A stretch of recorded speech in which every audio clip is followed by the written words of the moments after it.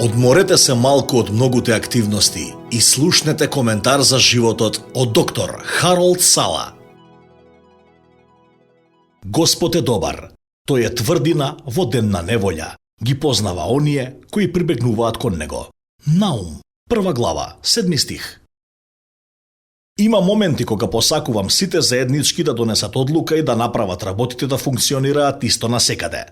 Да воспостават меѓународен закон со кој ќе се стандардизираат сите чешми за вода низ целиот свет. Топла вода од левата страна, ладна од десната. Црвената боја за топлата вода и сина за ладната, и сите да се вклучуваат и исклучуваат на ист начин. Да се избере било каква комбинација на бои, но истата да се употребува насекаде. Ова навистина би го направило светот да биде побезбедно место и би ја спречило опасноста од изгореници кога некој е изморен од долгиот пат и ќе се упати кон тушот, мислејќи дека чешмите работат на ист начин како кај него дома. Броевите за итни случаи се во истата категорија. Во некои места во светот, бирањето на 911 ја повикува полицијата или противпожарната служба, но бирањето на истата комбинација на друго место може да ве натера да мислите дека сте поврзани со комуникациски центар на војна над звездите или добивате гласна линија што звучи како да разговарате со Вселената. Меѓутоа, постојат некои работи кои се универзални и кои резултираат со истиот одговор каде и да сте.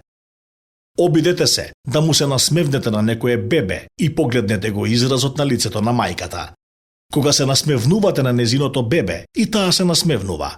Постои невидлива комуникациска врска помеѓу бебето и незината мајка, и кога му се обраќате на бебето со насмевка, без разлика дали насмевката е упатена на русин, кинес или филипинец, мајката го разбира јазикот на љубовта и се поврзувате. Всушност, на истиот начин стојат работите со Бог. Еднаш зборував со пријател чија што сопруга беше во болница 58 дена. Тие тогаш беа во своите 80 години и немаат деца да се грижат за нив. Тој рече, по 80-та година си препуштен сам на себе.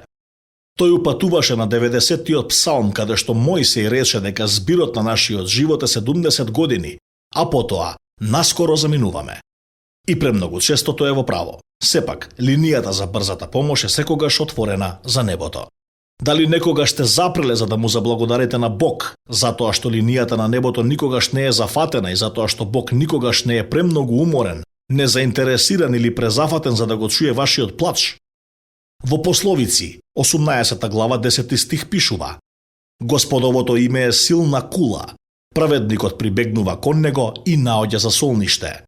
Давид, кој често ги користел бројките за брзата помош, напишал: Тој ме засолнува во својот шатор во зол ден, ме крие во скривницата на својот шатор. Тој ме издига на карпа. Псалм 27, 5 стих. Во време на неволја, Наум напишал: Господ е добар, тој е тврдина во ден на неволја. Ги познава оние кои прибегнуваат кон него. Наум, 1 глава, 7 стих. Мојата крајна мисла: бројките за брзата помош служат за итни случаи кога куќата е во пожар, провалникот се обидува да влезе или кога детето само што паднало од некаква височина или се случила некаква несреќа. Бог е присутен во таквите времиња на вистинската неволја, но брзата помош не служи за денови кога не ти работи цревото за полевање на градината или за денови кога едноставно се чувствуваш обесхрабрено и тажно. Но Бог се грижи за плачот на твоето срце, за деновите кога не се чувствуваш добро и за времиња кога сакаш да му кажеш некому како се чувствуваш. Тој знае, тој слуша и тој се грижи.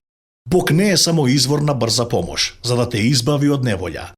Тој е присутен во текот на целото патешествие и тој е тука, без разлика на тоа како се вклучуваат чешмите или како работи климатизерот. Му благодарам на Бог затоа што е тука да одговори на плачот на срцето и на молитвата.